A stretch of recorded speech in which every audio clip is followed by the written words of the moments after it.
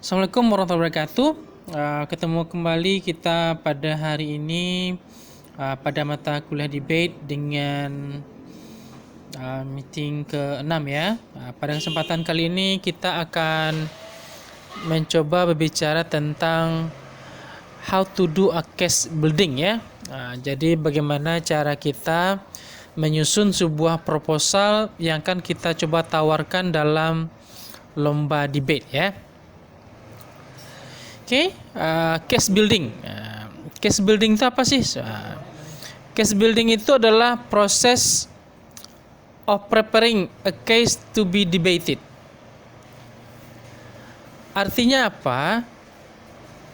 Case building itu adalah suatu proses untuk mempersiapkan suatu kasus ataupun permasalahan yang akan diperdebatkan.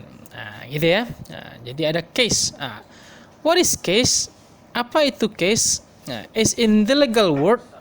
Pada bagian kata yang resminya kira seperti itulah ya.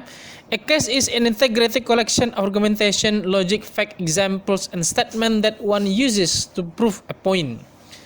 Jadi case itu adalah suatu kumpulan argumentasi ya, argumen, logik, logika, fact, fakta, example atau contoh, dan statement yang digunakan oleh seseorang untuk membuktikan suatu poin secara menyatu ya.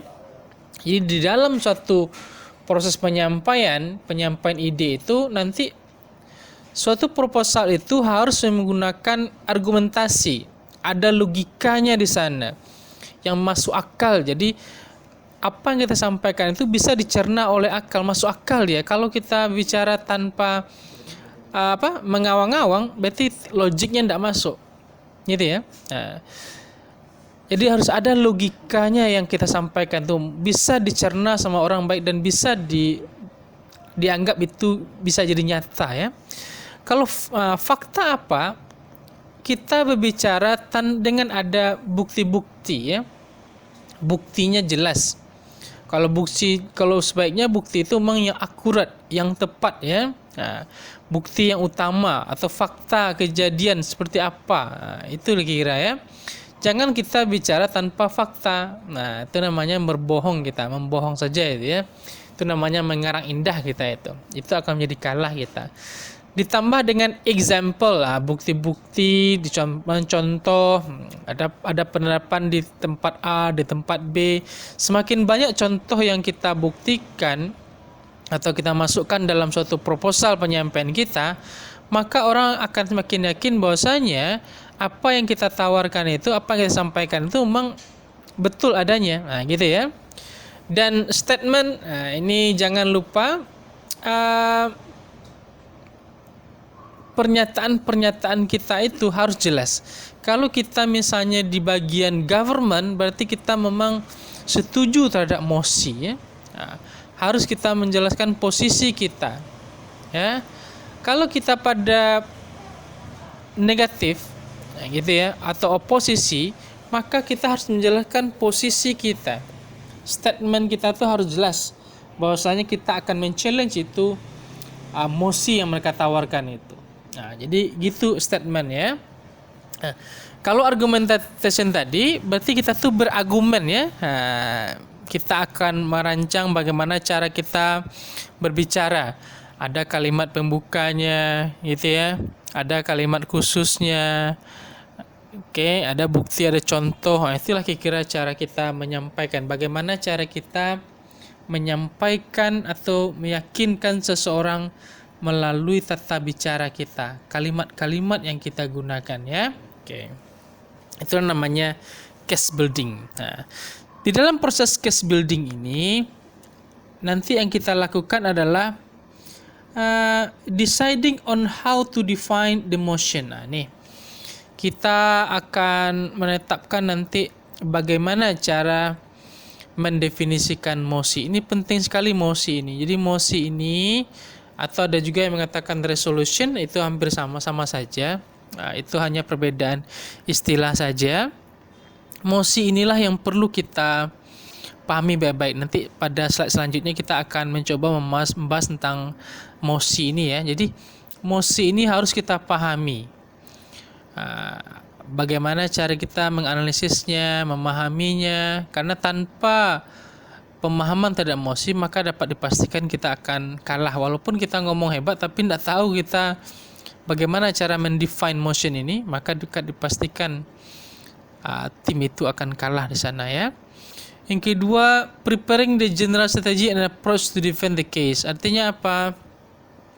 Kita akan mencoba mempersiapkan bagaimana strategi-strategi kita. Cara kita gimana?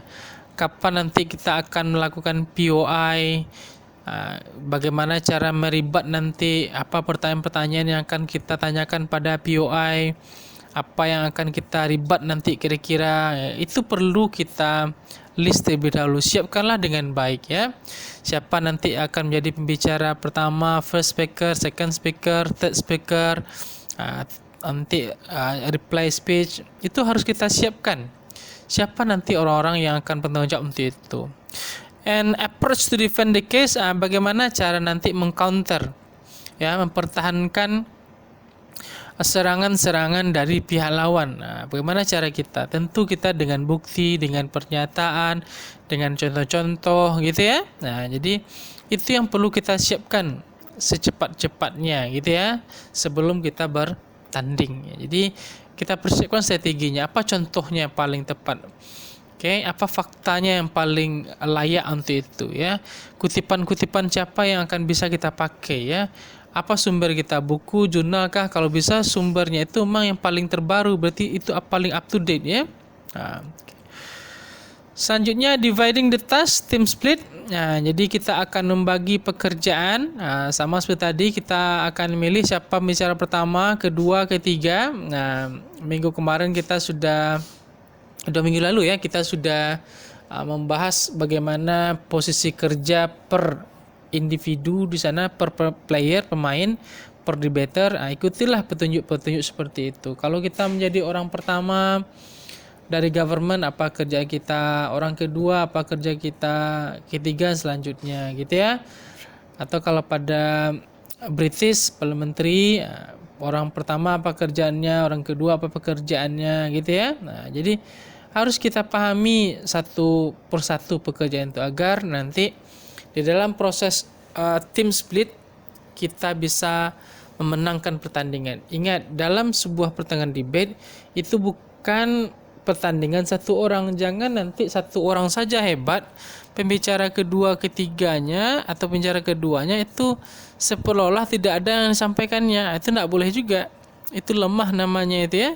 Jadi kita harus memiliki kemampuan yang sama antara pembicara 1 dan 2 atau pembicara 1, 2 dan 3. Harus memiliki keunggulan yang sama, memiliki ide yang sama, bagaimana cara melakukan nanti strategi-strategi yang kita persiapkan supaya tim kita atau grup kita dapat memenangkan pertandingan.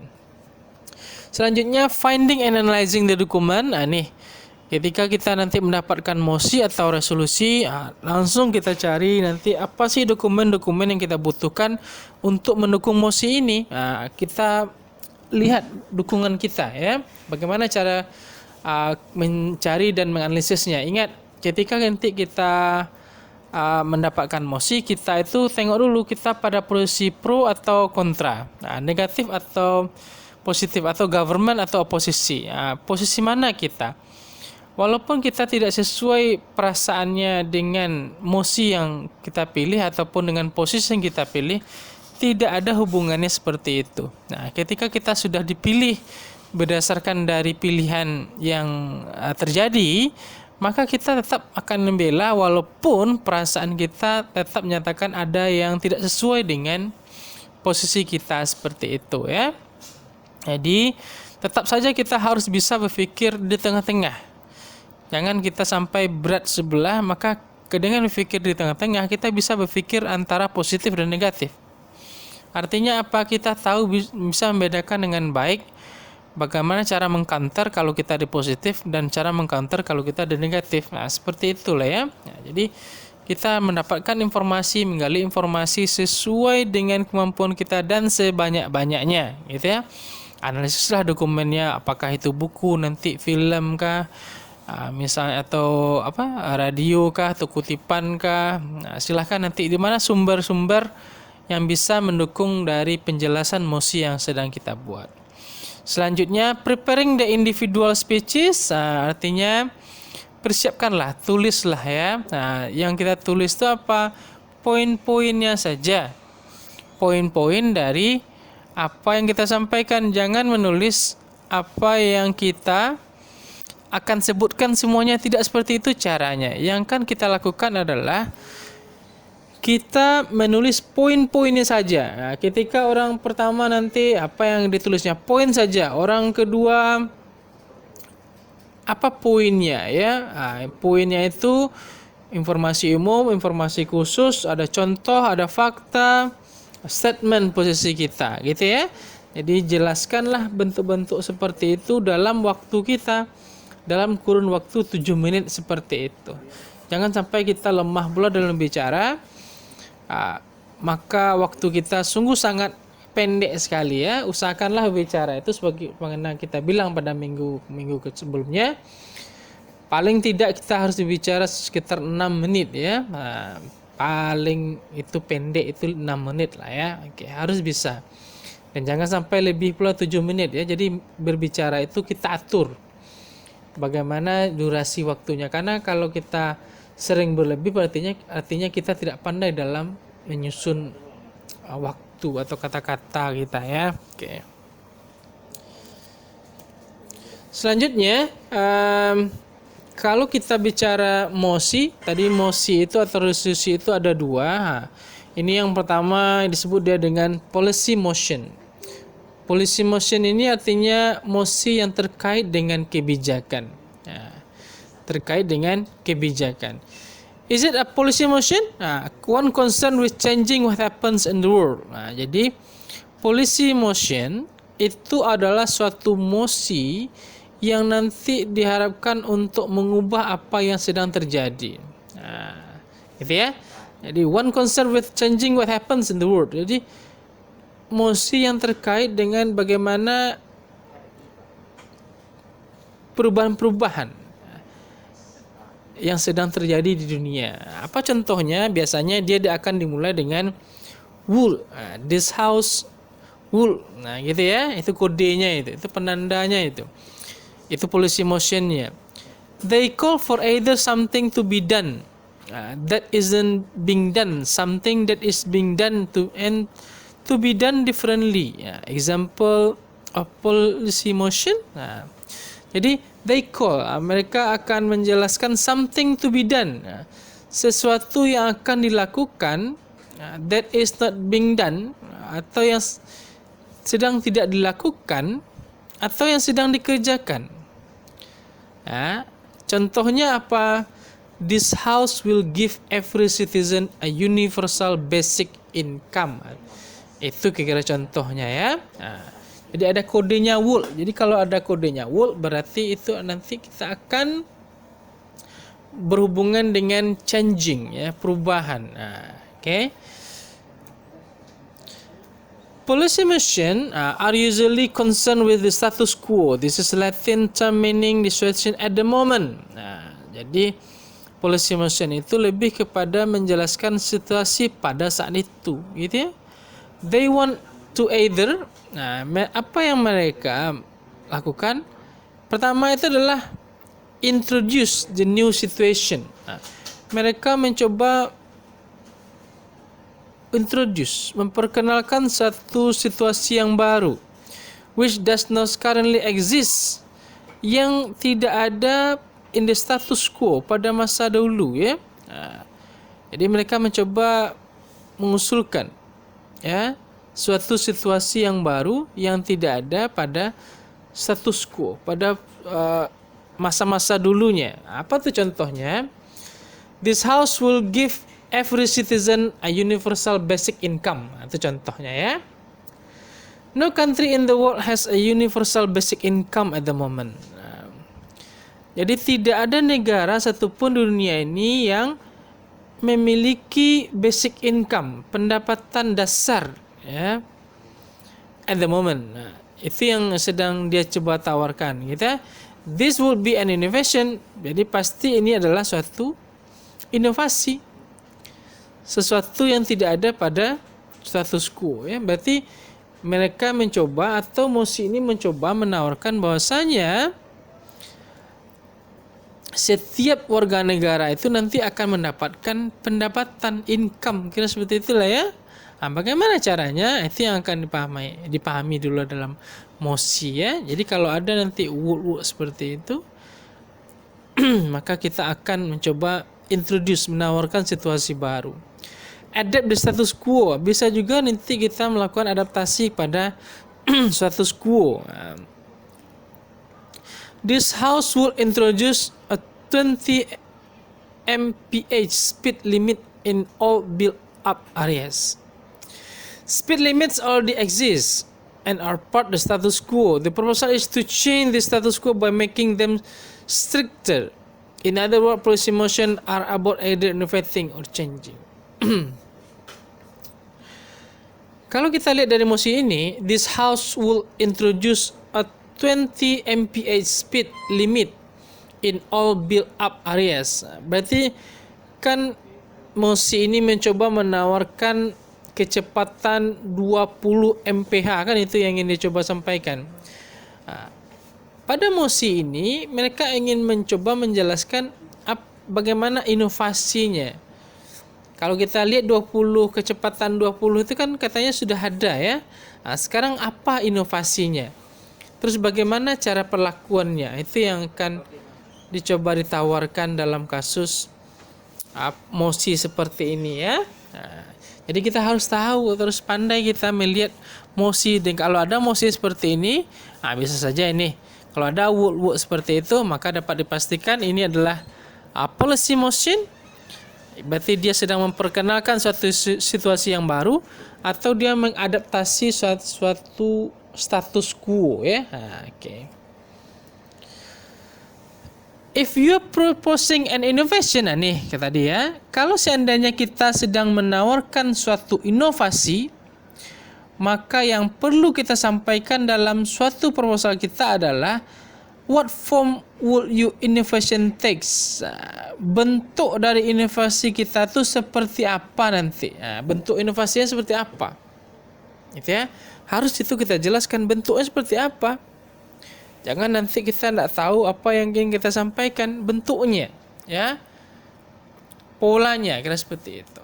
How will be brought into being? Bagaimana cara implementasinya? Pelaksanaannya seperti apa? Itu harus kita tawarkan dalam proposal kita.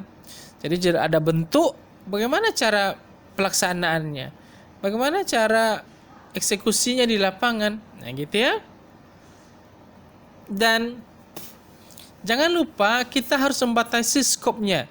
Skopnya untuk di mana? Nah, misalnya apakah seperti tadi kecepatan 20 itu, apakah kita akan mencoba menerapkannya misalnya di suatu desa-desa, atau kita akan mencoba menerapkannya di komplek-komplek, atau di mana akan kita coba, ya? Atau kecepatan 20 itu untuk alat angkut kendaraan yang mana? Kita seperti itu, ya. Harus kita jelaskan skop, ruang lingkupnya seperti apa. Kalau seandainya kita sedang menawarkan perubahan pada status quo, maka yang akan perlu kita lakukan pada define the motion ini, yang pertama itu apa yang akan dirubah, yang mananya yang dirubah. Okay? What will be the scope of the change? Apa yang akan menjadi scope, sama seperti tadi, ya. Apa skopnya? Yang terakhir itu how will this change be implemented, sama lah, ya. Bagaimana cara mengimplementasikannya? Oke. Jadi implementasi seperti apa? Itu harus dijelaskan dengan detail, ya. Jadi ketika kita mendapatkan mosi seperti ini, maka kita harus melihat dari kurun waktu kita. Kurun waktu, pemahaman kita berbicara, siapa yang menjadi pembicara pertama, kedua, ketiga, seperti itu harus kita jelaskan dengan baik, ya. Oke. Bisa juga nanti mosi kita yang kedua itu adalah ideas motion. Ideas motion itu artinya mosi yang berbasis kepada ide. Ide-ide ya.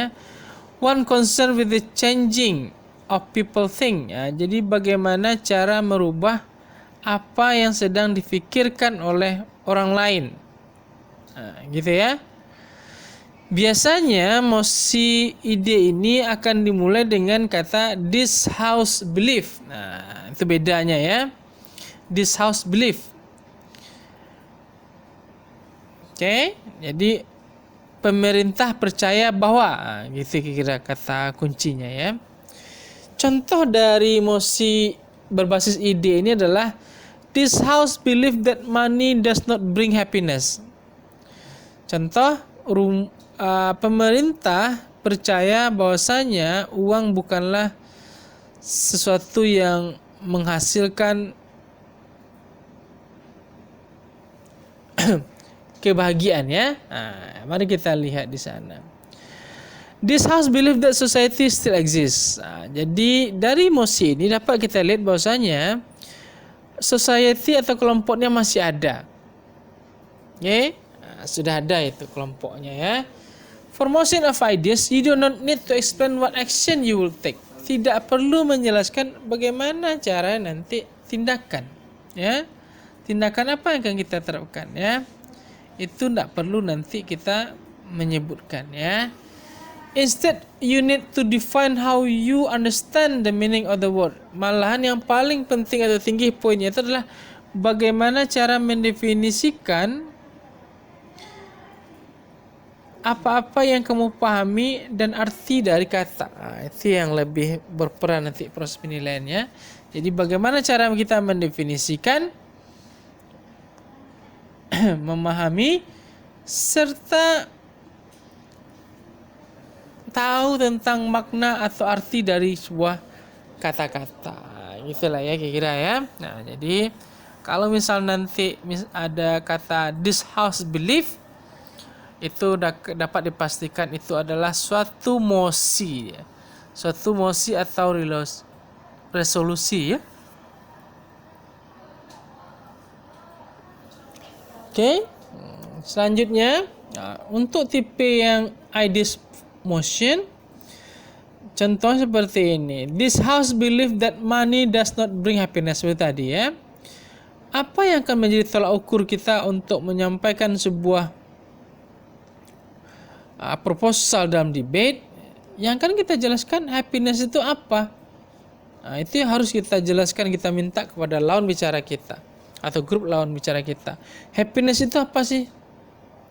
Apakah hanya perasaan emosional? Apakah suatu perasaan cinta? Atau hubungan baik ya dengan Tuhan. Kira seperti itulah. Itu harus perlu kita jelaskan. Apa sih sebenarnya yang ingin kita sampaikan melalui video yang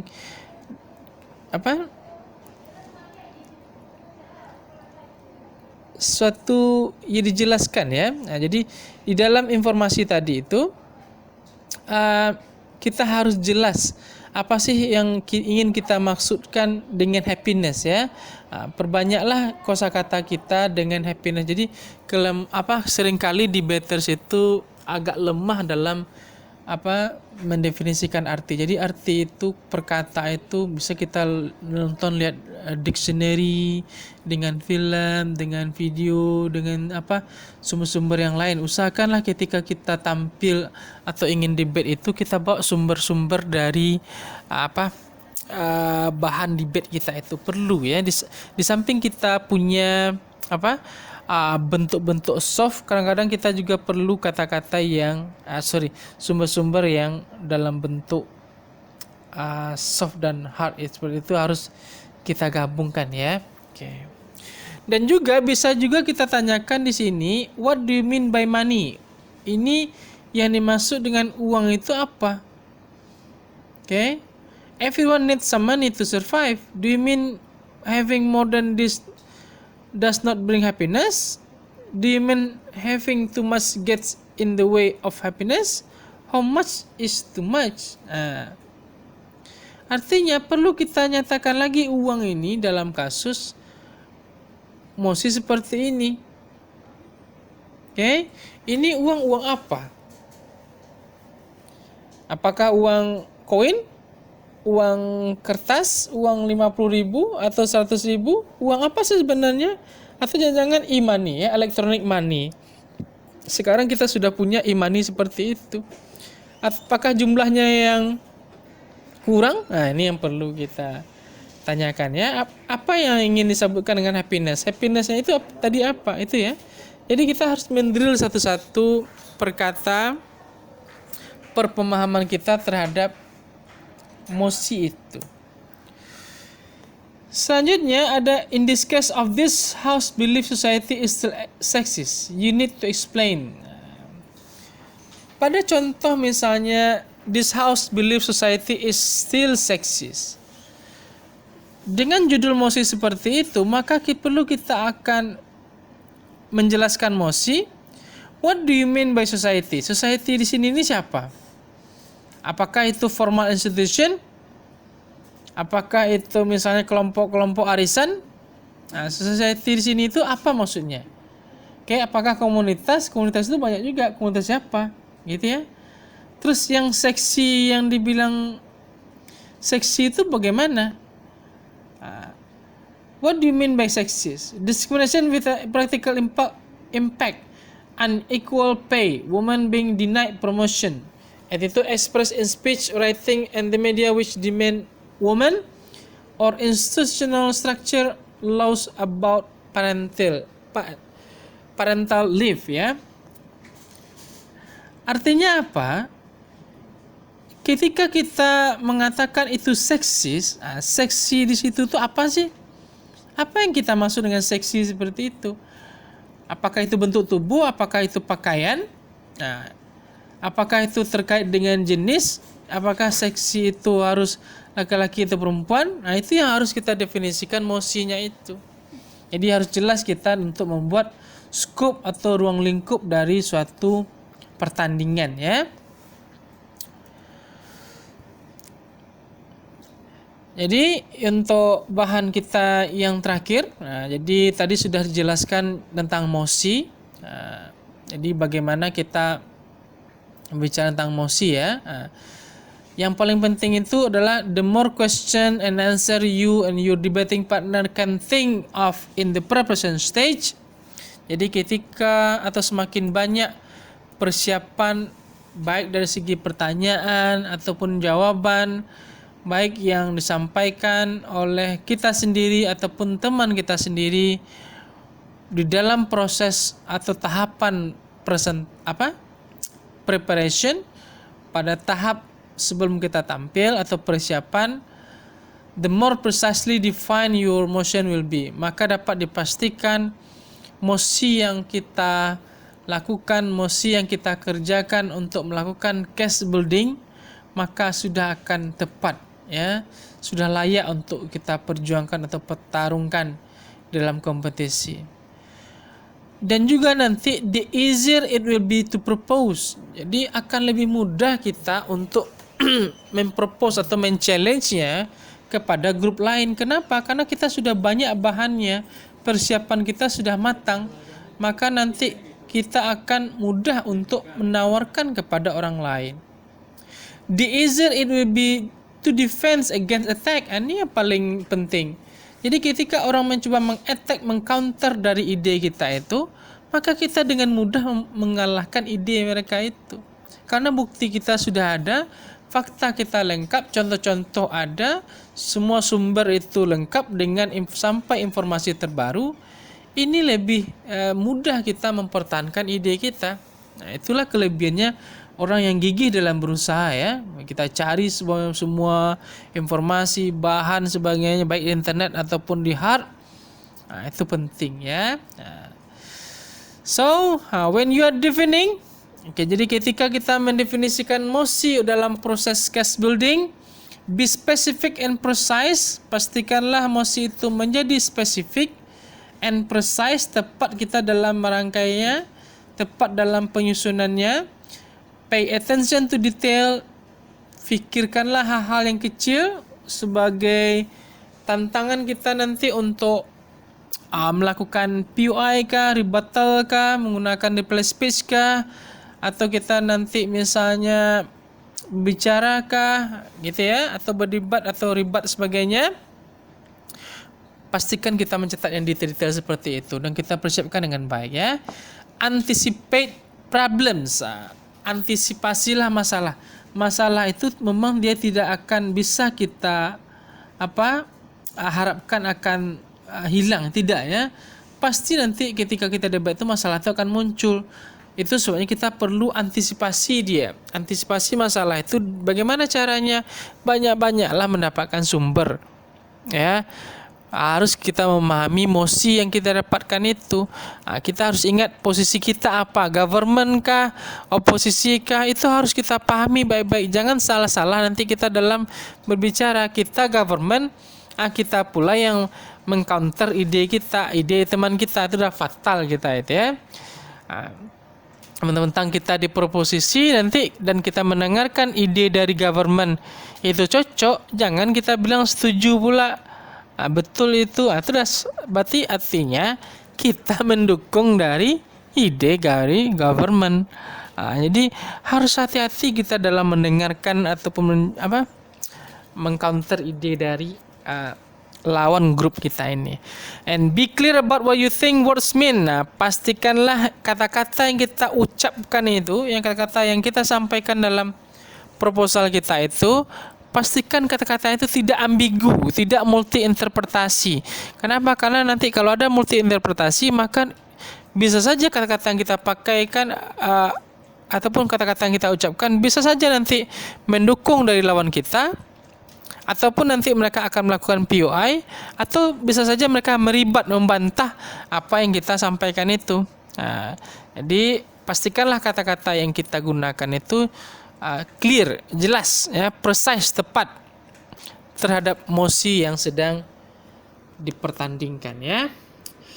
Oke, kira-kira itu topik kita untuk hari ini. Mudah-mudahan rekan semuanya dapat menerapkannya dengan baik ya. Terima kasih. Assalamualaikum warahmatullahi wabarakatuh. See you.